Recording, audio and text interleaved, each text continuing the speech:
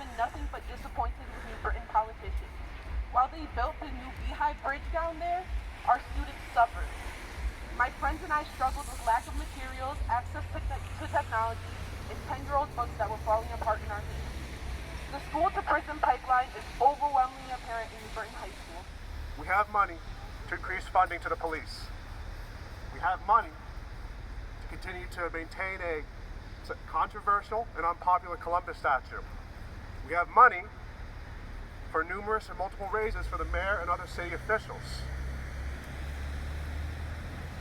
But when we ask for funding for more teachers, paras, and support personnel in the classroom, what do we hear? When we ask for funding to address the systemic racial inequalities in our school district, such as translation services, what do we hear? No money. The city is broke. That's right. No money.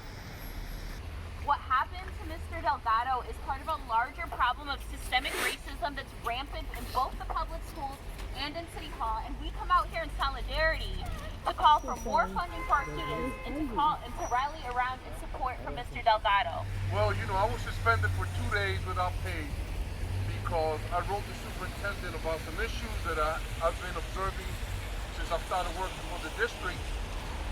It's going on 3 years now, and they haven't really done nothing about it. So I raised the issues, and I was written up, and then I wrote her back and said, why didn't you write me up? So they suspended me.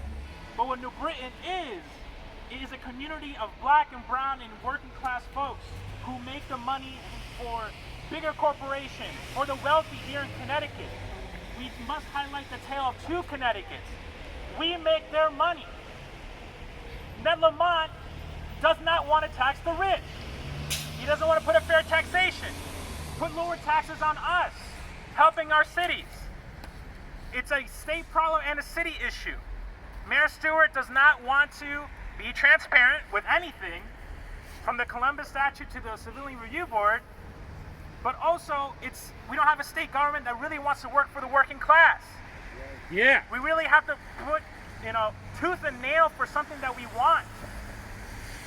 And then you go on social media, look at Aaron. Aaron is saying, well, you're telling me that I want to put, how come you only put money on the bridge but not money on the statue? But the thing is, she's working hard for a stupid bridge thinking that they're going to bring people in, but there's nothing here. There's absolutely nothing here.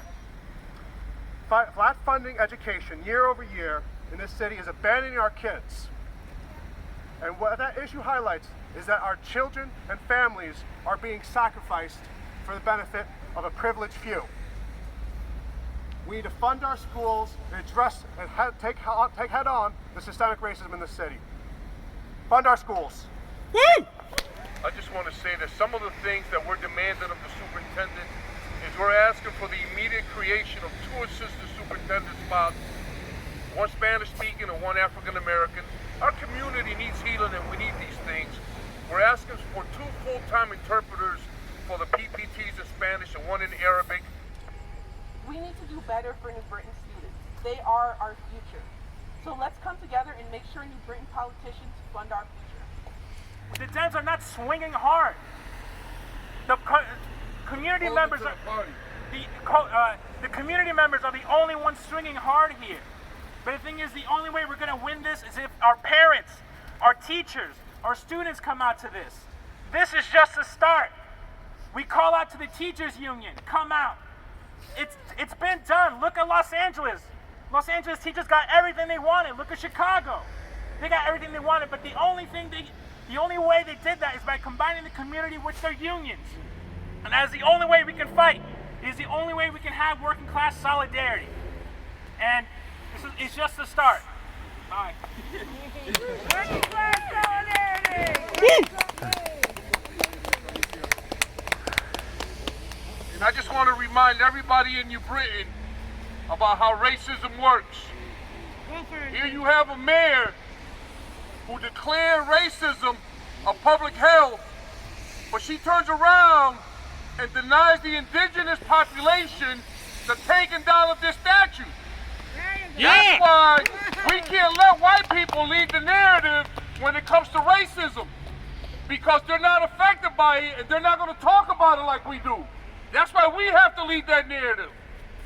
with us, and I want to let you all know that this is just the beginning of a much longer fight. We're not going to stop. We're going to keep fighting.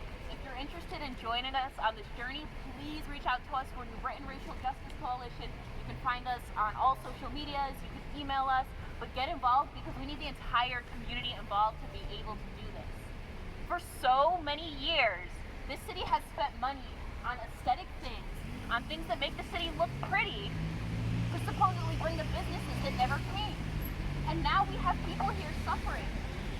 It's time for us to come together and to fund education because the students in this city are our city's future. Thank you, everybody. All right, y'all. Thank you very much, young people. Thank you. Beautiful, beautiful.